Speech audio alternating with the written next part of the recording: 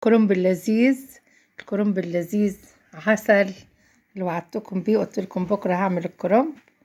سكر اهو مسقي بالشوربه وعسل بجد. يلا تعالوا كلوا معانا، اهو لذيذ جدا.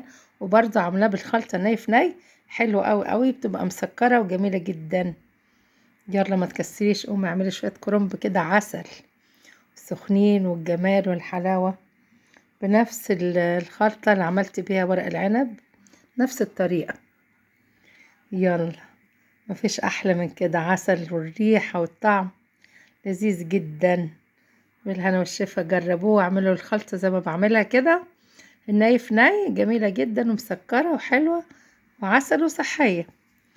يلا هنزل لكم الفيديو أكلات ميرا، ونوروني. فين اللايك والشير؟ وحشتوني. شوفوا الفيديوهات، في فيديوهات حلوة جدا، اتفرجوا على الفيديوهات اللي في القناة، كل أفكار أكلات جميلة جدا. فيديوهات كتير منزلين حاجات حلوة، شوفوها تستمتعوا بيها واعملوها، حاجات حلوة جدا. يلا وسلام.